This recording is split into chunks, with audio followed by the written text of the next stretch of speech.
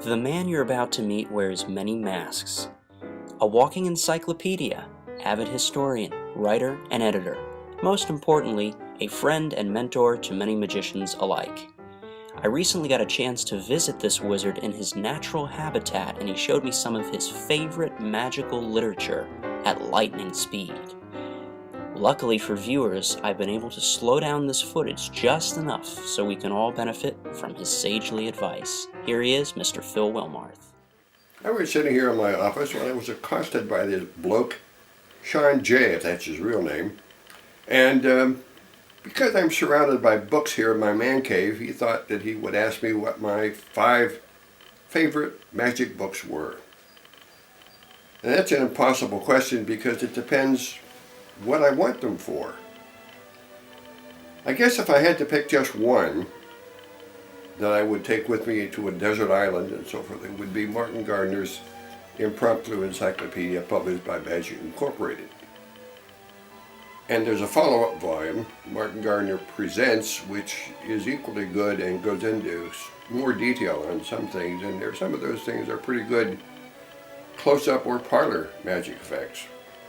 So Martin is a genius, the first water, a delightful guy. I didn't know him well, but I did meet him on 2 occasions. And he's well worth reading. He has the ability to describe things in the briefest manner possible and still include everything you really need to include. For a second book, Milburn Christopher's Pictorial History of Magic, which is now out of print, but his wife Maureen has redone the book by bringing it up to date, correcting just a couple of things that maybe needed correcting.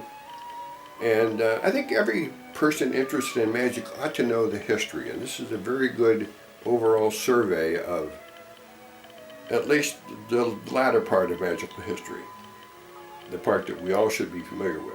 Then it gets a little more difficult. One of my favorite writers is Bob Neal, and I think his Tricks of the Imagination is an absolutely fantastic book, coming from his particular perspective of terrific visual ability to see relationships. And the things that he's come up with there are extremely unique. He's a master of origami, as you all know, creator of the fantastic bunny bill, which I don't understand why more magicians don't use. It's a fantastic giveaway, and if you tear the hair off and have it pop back, it's a great trick besides, particularly when you give them a bill and let them see the head does not come off.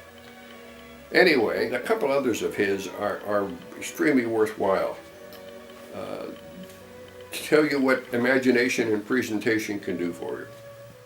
Eugene Berger's book, particularly Magic and Meaning, is a favorite of mine, mainly because I had a great deal to do with them since I published them originally in 6 volumes. And Eugene is a particular favorite of mine because A, he's a terrific human being, very engaging personality, wonderful friend, and one heck of a magician. And he knows how to frame a magic effect with relatively few words and add tremendous drama and human interest to it, at the same time maintaining complete flexibility in his relationship with his audience.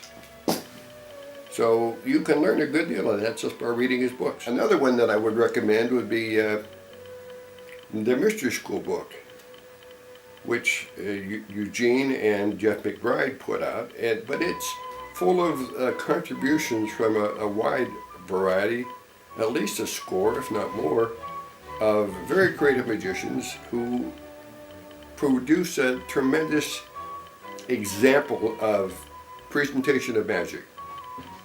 And that's what most magic and most magicians are lacking these days.